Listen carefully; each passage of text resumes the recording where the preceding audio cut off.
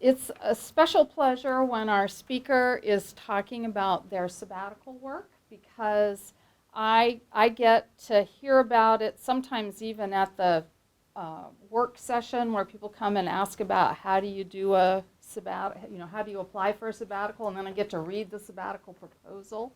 And so now I get to hear about what the outcomes were, so I'm very excited about that. So Bill Miller today from Accounting and Finance is going to talk about a program called Giving Voice to Our Values. Take it away. Okay, great. Well, thanks everybody for coming. You can interrupt me at any point with whatever questions you might have. And this isn't a coverage of a paper. This is a coverage of what I worked on during my sabbatical, which includes a number of papers. But before we get there, we have to look at the power of and.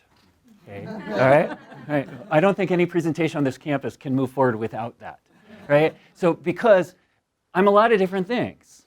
Right? So I have 23 years of industry experience as a CPA practicing. Right? And that informs not only my teaching, but the research I conduct as well. Right? I'm avid outdoorsman, and that also influences what I bring into the classroom, as well as what I go after from a standpoint of what interests me in research. And in regards to research, I work in a number of different areas, and so I've got papers covering a variety of topics, and this today only represents about 40% of what I work on, because the lion's share of what I do and my interest lies in one area. And my research stream lies in one area. And that area is kind of broad, okay? Right? But it boils down to a question surrounding ethics. Why do people make the decisions they make? What are we doing as an institution, educational institution, not only here, but more broadly globally, on how is ethics covered in our curriculum? And so I've spent a lot of time, starting back when I got my dissertation, ethics was my topic, right? And so I keep going down this and I take different paths, right? And so what we have in ethics is that from an educational perspective, we have lots of calls for change in what we're doing. And we have those calls for change because, generally speaking, what's thought of what we're doing is not working, right? And specific within the accounting literature, we definitely have that. And I've done work in this area, right? And if you notice that I have one bullet on the blame for ethical failures are placed at the feet of educational institutions. I only put one quote up there. Not that there aren't others who have said it, but I happen to like this one, right? And I included this one in when back when I did my dissertation. And I like it because it's so blunt. And it goes something like, if you're looking for the blame of accounting fraud and the failures we have in Enron and WorldCom and HealthSouth and Sunbeam, look no further than the educational institutions in which those executives came from. And so, to me, that is a bold statement, right? And so, coming from industry, I have great interest in the area, and moving into academia, I had further interest in the area, right? And so, to me, if you look at the bottom one, it boils down to what has been said in a lot of different ways in research, that we have gone down a path. AACSB is our College of Business accreditation. They promoted integration throughout, as opposed to singular courses. Not that I'm saying singular courses are better, but what we know from the research is it's not working.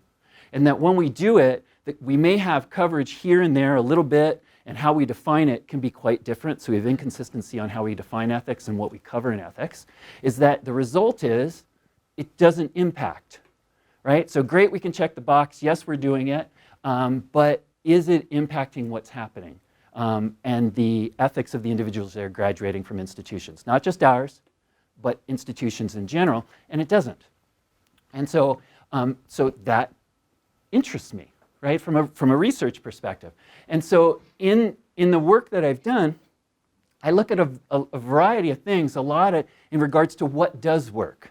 So I moved away from, okay, what's being done, what isn't working, now to more of a directive. Somebody comes out with well, here, I've got this research study, and it says that if you put these things into a class, you're going to influence, on a positive way, hopefully, right, the ethical development of the individuals in the class. And so I've done research along that area. So I do pre and post testing. I've been collecting data. I've got to go back now to 2010 in my classes, roughly, forward.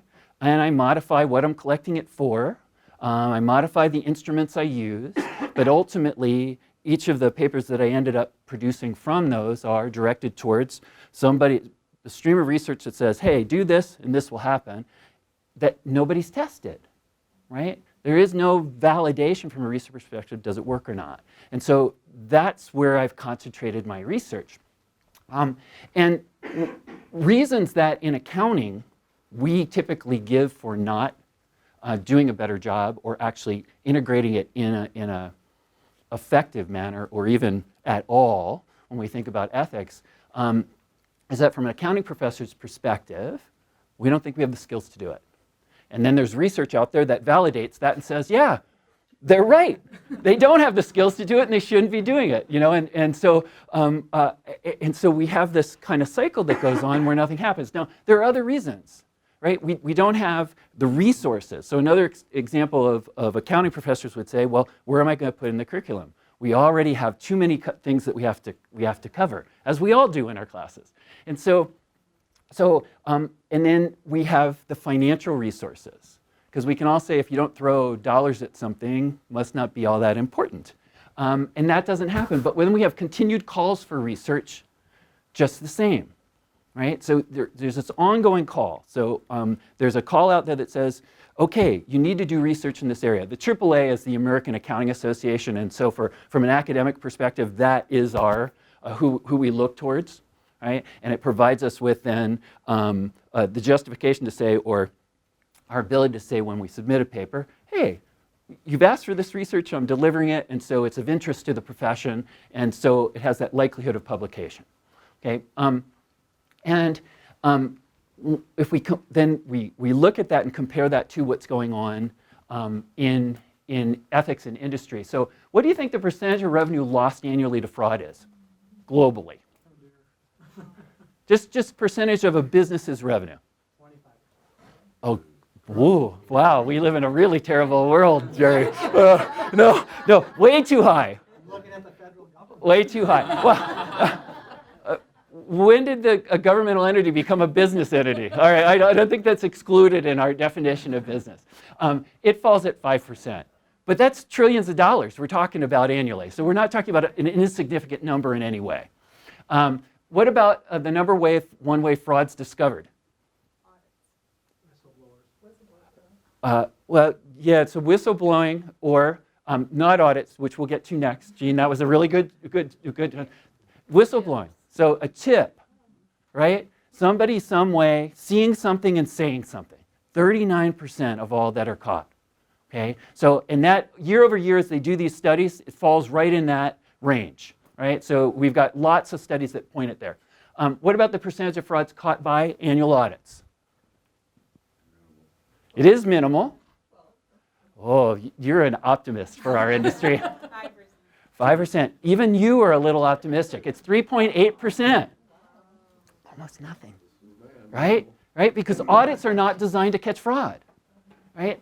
We are doing sampling, right, to get our arms around so we can say that reasonably speaking, we think that the financials are free of material error. Not free of error, but material error. And then there's this definition of materiality. Right? So it isn't designed to catch the fraud. So what about percentage of frauds caught by internal audit? 1%. Pretty close to 12. 16. Yeah? And so internally, the audit departments that are doing internal controls are doing a better job than external audits. But we have a lot of holes here, right? There's a lot of gap. So what about percentage of frauds reported when witnessed? So we know we have a lot of frauds that are witnessed, but when they are witnessed, what's our percent that gets turned in? So, Oh, wow, you are really a pessimist.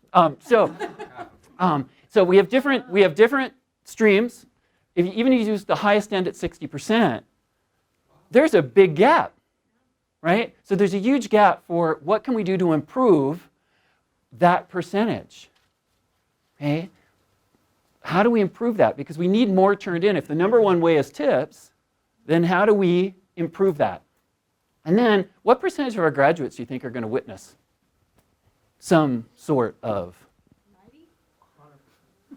Yeah, you're looking at probably 100%, but no matter how you look at it, it's too many. So what are we doing to prepare our students for the professions that they're entering, right? And so to me, ethics is not an educational priority because we're not doing it. So in our College of Business, now I have a College of Business audience, how many ethics courses do we offer within the College of Business towards directing it in a particular area? And then, is there incremental value to adding GDV to an existing semester-long ethics course? So while I'm asking, so when we think about ethics, I'm already impacting ethical development. I should be impacting confidence, right? So I would expect that to come out of ethics. But incrementally speaking, is it better, right? Now, you got to imagine that if you've done empirical research before, to get a bump within the ethics course that's going to be substantive, it's going to be difficult, right? However, still did it. So the measurement instrument. So I use pre-post survey, okay? So you have the students take a survey first day of class, right towards the end of class. So in somewhere in between, you've covered your ethics, your 3 weeks module, or in the case of my ethics class, it's the whole semester. We use the same survey, beginning and end. It's a well-established, we didn't create it, right? We're relying on literature that supports it. It's been used for whistleblowing. I've used it for whistleblowing research. It's published, so it's supported. And then we collect control group data as well, so where you don't have the intervention, right? So within that, we rely on an avenue of 5 different levels of earnings management. So little vignettes. There are a little paragraph of, here's the situation, and they ask the same 15 questions about them. And so they are increasingly less ethical as you go through them, right? From following gap to totally, you throw gap totally out the window, right? And so they evaluate these, and this also has been used in prior literature. Okay? And so it's all supported by prior literature to use what we do. And then the GVV materials themselves, so what do you get with this package, right, that you're getting? It's really providing a common set of reasons and rationalizations people use to justify unethical behavior. And would you mind passing these out? So what I've brought you is a little handout that'll show you what these things are. But the concept is that ethical dilemmas fall into the same typical groups of things, 4 groupings of how the ethical dilemma somebody's going to actually encounter. They're going to fall into one of 4 groups. And based upon that, they're going to have an expectation of when they bring it up, what's somebody going to say to them as a reason that they shouldn't worry about what's going on. Okay? And so it also provides some self-assessment tools, because I think we all know that understanding how we make our own decisions, because we all have our own personal biases. We have unconscious bias. We have how I make decisions can be different than somebody else makes a decision. So understanding how we make our own decisions and what influences those is extremely important. So there are some reflective pieces within the curriculum that are given to enable us to do that. And it's an easy way in class to have that conversation. And so I've provided that on the back of the handout, which is we ask the students to come up with a situation where they've encountered an unethical act and they've actually spoken up. And then we ask them to reflect upon what enabled them to speak up. And what were those things that might have deterred them from speaking up. And the same thing on an example where they have an example where they didn't speak up and they're still thinking about it, right? And so you get all sorts of things coming out of that discussion, but it allows them to think about what's influencing their decisions. Because some people are more outgoing, more likely to speak up. Some people are more, say, the introvert that doesn't speak up. We all have those students in our classes, right? The one that's always got their hand up, always speaking, and the one that, boy, you'd mark on your calendar the day they spoke up, right? Because it happened maybe once during the semester, because you're going to have those students. And so what can we do to get them to speak up once they're out of here and they're encountering these issues? And so it covers a wide array of materials that are within this curriculum package. So what I introduce in the class is, and this is an out-of-the-box implementation, so I divide my classes into groups of 4.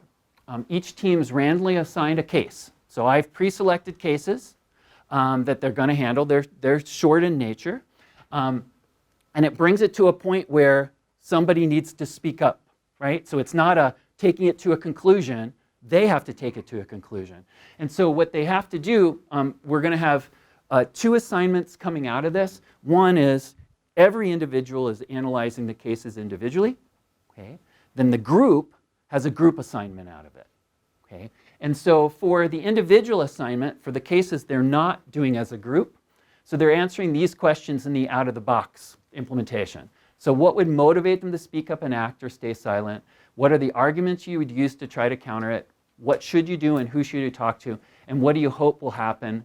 And what will you do if it does not? And the purpose of this is that they've done work prior to the group assignment, because the group is actually going to do a complete role play of the situation through a conclusion, having a conversation with who they're going to talk to.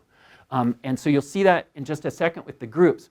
But in the first implementation, what we found in regards to these particular questions, which is the out-of-the-box implementation, we didn't necessarily get the results that we thought we'd get on who they would go and talk to. Still had a significant level of increase of confidence, significance in our, that yes, they are going to speak up, but it's who are they going to report it to. So we modified in the second iteration to 2 groupings of questions. So we went to specifics.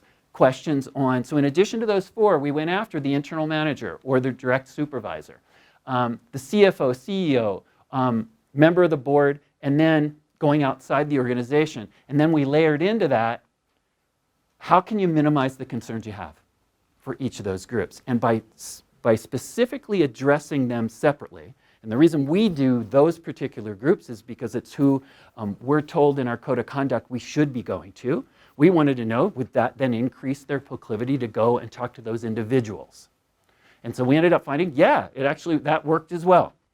So on a group assignment basis, this is the key to the standard case analysis within GVV. It's looking towards planning a conversation. You're to determine who you're going to go to, and then imagine the conversation you're going to have with that individual. And what do you expect that person to give you as an excuse for them to say, hey, everything's fine, right? Are they going to say it's not your job?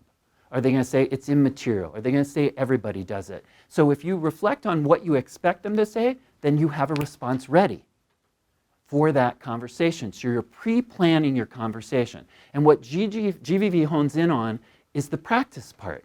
Mary Gentile calls it building moral muscle. The more we do something, the better at it we get, the more comfortable we are with doing it. So the more of these they do, then in theory, you should expect, the more likely somebody's going to speak up. Okay? And so we practice. Right? And so it's a great group project that they then present at the end of the semester. And I'll have semesters where I have so many students that you'll have the same case being done twice, right? 2 different groups. And they go wildly different directions every time. They create their own characters within this setting. And so while you have the main characters, they may decide, well, gee, I need to call somebody, so I'll have the AICPA hotline member that's on. They call Professor Miller. So I had a student one year who dressed up as me. And so there was a picture online of my doppelganger, because they called the accounting professor Miller for advice. And so it's getting them used to knowing that, hey, they're not alone, because oftentimes what we find when we encounter that situation is we feel like we're on an island. There's nobody to turn to. I'm stuck between a rock and a hard place, and I fold.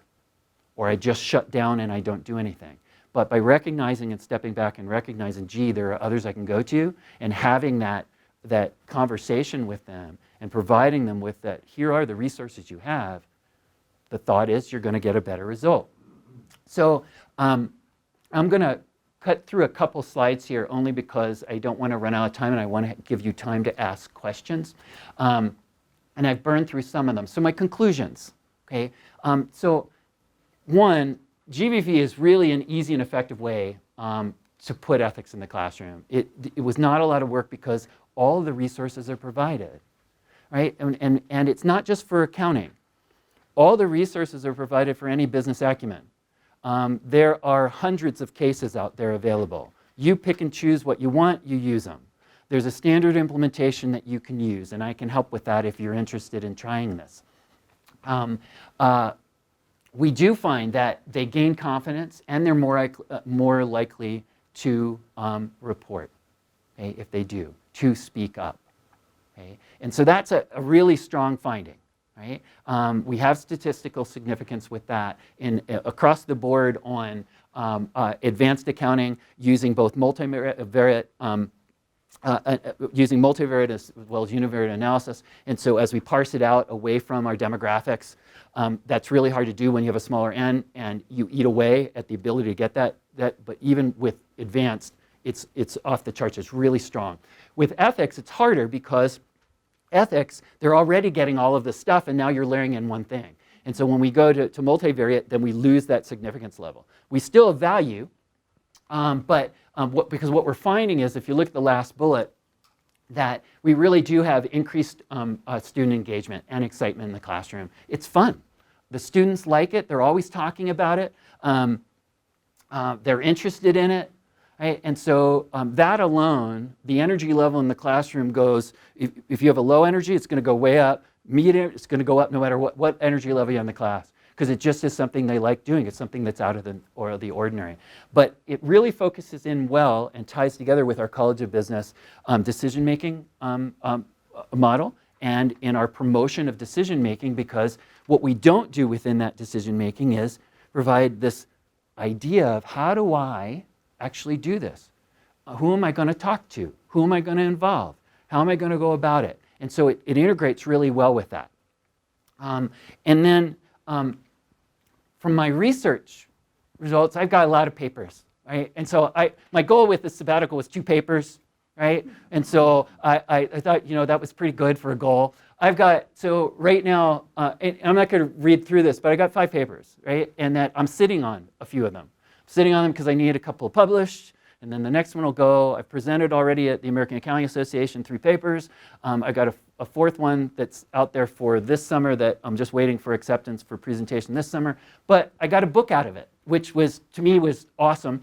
And so Mary Gentile is doing a series of books. And so her publisher was a call for proposals. Tara and I put in a proposal, and boy, they liked it. So we just got our first edit round back this morning. Didn't get kicked out, which was positive. It was okay, you got some work to do, but we expect to be done over the summer. So that's positive. And then finally, I'm currently working on my ethics textbook because of the work I'm doing in this area. I've been contributing to the next version, and so I got under contract to do that, all because of this work. And it's all because I was granted the opportunity to do a sabbatical. Right? It pushed me to be able to concentrate on this one area very singularly and work this area. And so I can't be more thankful for the university having the program, because it has put, I've got papers now and I'm still collecting data. I'm still using GVV, I'm collecting data, because now there's a MOOC, so I'm talking actually to how we integrate. I want to do an online version for the MBA. And so I'm talking about Jessica about that, so see what we can do, because I think it would be a great way of introducing it into another venue. So, questions? Yeah? When you say to people who say you're preaching to the choir, that is, all your data comes from people who elected to take an ethics course, but they started out sort of favorably inclined toward it. Absolutely. What do you say to them? It's a limitation you put in your paper. It's a limitation of a lot of educational courses. So if we think about educational research in general, we have that problem across the board, right? Because unless you're at a required course, then everybody's the same. But that's only my ethics course that's a problem for. It is not a problem for my advanced accounting course. That's a required course. They're stuck with what they get. It's one module of 5 in that course, right? So it eliminates that concern entirely. Yeah? I wanted to ask, you had mentioned earlier about some of the, potential negative consequences of reporting, like retaliation or losing your job. How does, is that addressed in this curriculum? Yes. Yeah, and so if you think in terms of, okay, if I'm going in alone, I have that risk. What if I involve others? Oh, Okay, so it's on the list as building a coalition, but you think about you're an intern in an organization and you encounter this, well, there are other interns, there are other new staff, right?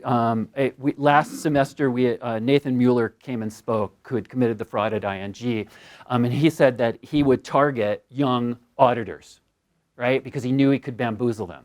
So in accounting, we're supposed to have professional skepticism.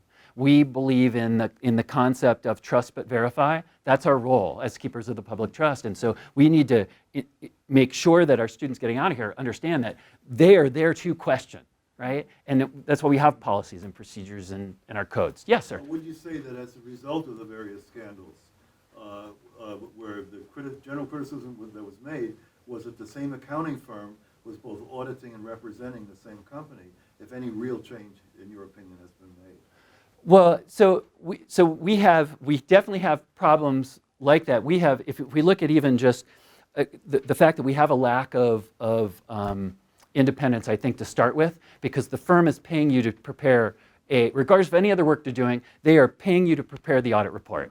We can't get away from that. We can say all day long that we're independent, but I don't buy it. But that's a criticism that's made of the accounting profession It's in this country. it's a very fair criticism. Dodd-Frank was supposed to address that. Yes. And I was just wondering, in your opinion, has that happened? I think we've had it addressed more by Sarbanes-Oxley than we Right. did by Dodd-Frank, and it was because of the creation of the PCAOB. And what that has done for us is that the PCAOB does independent review of firms, right? And what they've concluded is roughly 28% of all audits are not worth the paper they're written on. And most of those come from the area of their failure to review the risks associated with internal control within those firms and their systems. Deloitte, just in 2016, got dinged $8 million for Deloitte in Brazil because of that issue. And so we would never know what's going on or the shortfalls in our industry if it were not for the PCAOB. So I do think it's improving, but it's improving slowly. And there's also the law forbidding you to commit crime, American companies Yes. to commit crimes in foreign countries, and that's very, very shaky. It's the number one area where we have actually violations that are being given to companies for failure to follow the Foreign Corrupt Practices Act. Yes, yes, yeah. Jerry? So if I'm understanding correctly, as a point of clarification, this GDEV model is all about empowering the students, giving them confidence, or when they're in the workforce, so they can report when they see fraud. So they'll speak up if they see something, and it's yes. So I understand that. So from my standpoint, when I'm teaching ethics, I'm talking about making right, legal, moral decisions when they're faced with a decision, not that they're reporting somewhere else. And what I find in the pretest, because I do a self-reflection pretest as well, about half the class is deterministic, it's never okay to steal, and half the class is situational. If I'm hungry, I'm going to steal. So I look at it from more of a personal decision, not a reporting. So how does the GDE model address that personal decision? Well, so what I left out of the presentation was the starting point is a conversation about values, and that there are kind of 5 global values that you use: integrity, trustworthiness, however you want to call honesty as one of those. And those 5 values are shared values across. And so it's talking to them about, okay, expressing that, right? That we all know that we're going to have things that are going to be pushing or pulling us on our decisions. And so that's part of the conversation. There was just not enough time to cover every component within it. So it does cover that, yes. And then I know we need to get out of here, so Last it's up. question. Impressive work. Thanks for presenting it. Oh, thanks. My question is about the self-reflection exercise that you use and about method. Yep. So I read these questions and I'm guessing that you're giving them a little bit of time to think about these. Yes, you can actually, you could do it in class. You can give it outside of class and then start the conversation the next time. So there's a series of things like that you can use. This is one example I gave. There are others you can Do you use. find that giving them more time gives you better? More time, yes. Yeah, so oftentimes what I do is I will give them the assignment the time before. I'll hand it out, and I'll say, we're going to start with this next session. And then last one is, like, how, this is qualitative data. No, it's quantitative. Is this quantitative data as well? It's quantitative because I'm collecting in a survey instrument pre and post, and it's quantitative, not qualitative. So they're not really telling you the stories, they are Now, telling you the numbers associated with the survey. well, the survey question answers are numeric, right? And so there are values associated, and you're doing what changed from the beginning of the semester to the end, and it's that variance. Did it improve? What changed? Okay. I very much approve of you following Ronald Reagan's motto, trust but verify. Trust but verify. I figured it would. Oh, but none of you asked to see what was in my box. I can't believe you didn't want to see ethics in a box. It's you. I carry it everywhere with me.